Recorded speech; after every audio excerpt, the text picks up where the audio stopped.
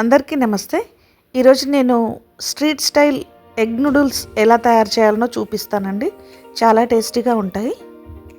ఒక ప్యాన్ తీసుకొని అందులో 2 టేబుల్ స్పూన్ల ఆయిల్ తీసుకోవాలండి. తీసుకొని వేడి చేయాలి.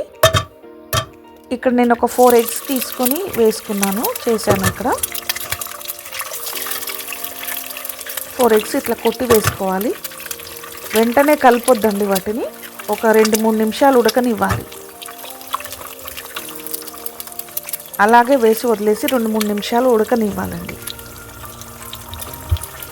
3 నిమిషాల తర్వాత ఇట్లా కదలపడం వల్ల ముక్కలు చిన్నగా కాకుండా కొంచెం పెద్ద సైజు వస్తాయి. ఇంకా పెద్ద ముక్కలుగా మీకు కావాలంటే అది మనం ఎట్లా అయితే ఆమ్లెట్లా వేసామో దాన్ని యాజ్ ఇట్ ఈజ్ తిప్పి వేసుకోవాలి. తిప్పి వేసుకొని ఒక 2-3 నిమిషాలు మళ్ళీ ఉడకనిచ్చినామంటే మంచి పఫీ ఆమ్లెట్ మాదిరిగా తయారవుతుంది. అది యాజ్ ఇట్ ఈజ్ తీయొచ్చు. కానీ నేను ఇక్కడ కొంచెం చిన్న ముక్కలుగా చేసుకున్నా. మరీ చిన్నవి కాకుండా చూసుకోవాలి. 1/2 స్పూన్ మిరియాల పొడి వేసుకోవాలి. 1/2 టీ స్పూను సాల్ట్ వేసుకోవాలి. ఇది ముక్కలకు పట్టే విధంగా కలుపుకోవాలి. ఇదంతా వేరే బౌల్లోకి తీసి పెట్టుకుంటున్నాను. ఇప్పుడు ఇంకో ప్యాన్లో మళ్ళీ ఒక 2 టేబుల్ స్పూన్ల ఆయిల్ తీసుకోవాలండి.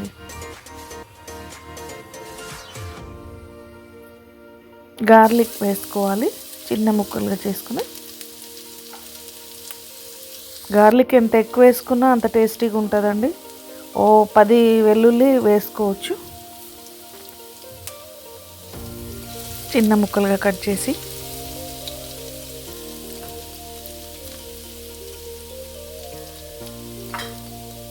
అది ఫ్రై కాగానే అందులోనే పచ్చిమిర్చి ఒక 6 పచ్చిమిర్చి నిలువుగా చీరుకొని వేసుకోవాలి.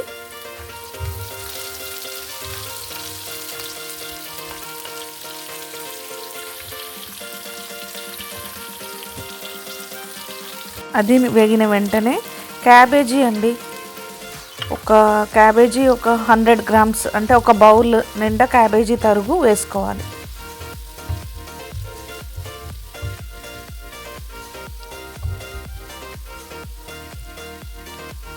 కొలత అయితే 100 గ్రామ్స్ అంట అండి.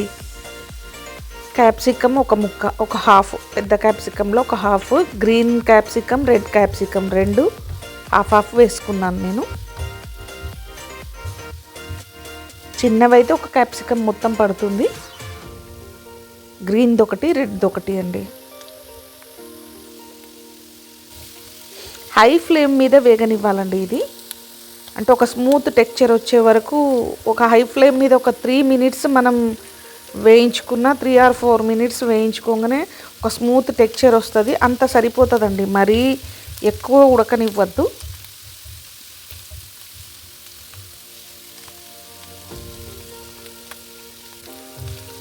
త్రీ 4 మినిట్స్కి ఇట్లా అవుతుంది చూడండి. ఇప్పుడు దీంట్లో కొంచెం పెప్పర్, సాల్ట్ మళ్ళీ వేసుకోవాలండి. ఇందులో ఒక 1/2 స్పూన్ పెప్పర్, 1/2 స్పూను టీ స్పూన్లు అండి. 1/2 teaspoon pepper, 1/2 teaspoon salt వేసుకోవాలి.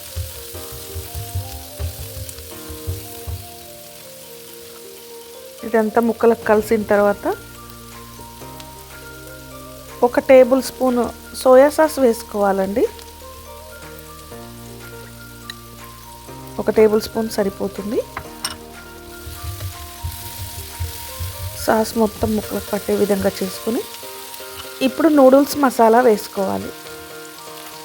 ఇది నేను ఇంట్లోనే తయారు చేసిందండి. ఈ నూడిల్స్ మసాలా ఎట్లా తయారు చేయాలనేది ఇది కూడా నేను మీకు ఒక వీడియో చేసి పెడతాను.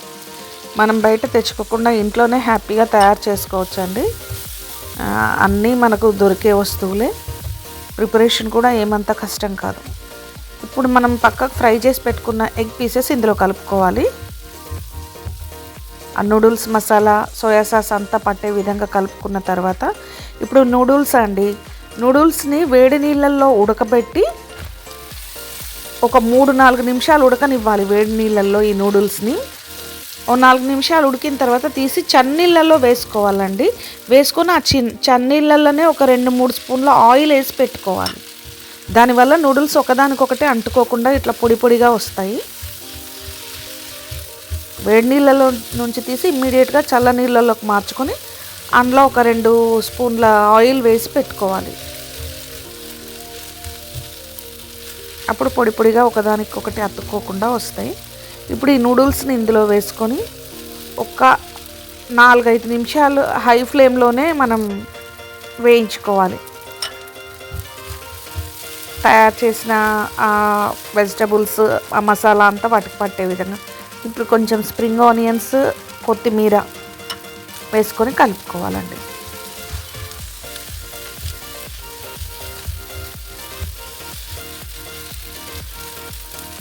ఉల్లి కొవ్వు ఉంటుంది కదండి, ఉల్లి కొవ్వు, కొత్తిమీర వేసుకోవాలి. ఇంకా అయిపోయింది. స్టవ్ ఆఫ్ చేసి నేను ప్లేట్లోకి తీసుకుంటున్నాను. అచ్చం స్ట్రీట్ టైపు ఎట్లా వస్తుందో అట్లాగే వస్తుందండి. స్ట్రీట్ స్టైల్లో మీరు తయారు చేసుకోండి. చాలా చాలా రుచిగా ఉంటుంది. పిల్లలు పెద్దలు అందరూ కూడా బాగా ఇష్టపడతారు. చూడండి ఎంత మంచిగా వచ్చిందో. మనకి ఇంకా బయట ఎట్లాంటి ఆయిల్ వాడినరు ఇట్లాంటి దిగులు ఉండదు. మసాలా మనమే ప్రిపేర్ చేసుకోవచ్చు, నూడిల్స్ మనమే ప్రిపేర్ చేసుకోవచ్చు. ఒక హెల్దీ ఫుడ్ పిల్లలకి ఇవ్వచ్చు, మనం ఆస్వాదించవచ్చు. ఇంకా లేట్ ఎందుకు, మీరు తయారు చేసుకోండి. ఇట్లాగే తయారు చేసుకుని ఎలా ఉందో నాకు కామెంట్ చేసి కామెంట్ బాక్స్లో కామెంట్స్ పెట్టండి. నూడిల్స్ ఇంకా చాలా రకాలుగా చేయొచ్చు.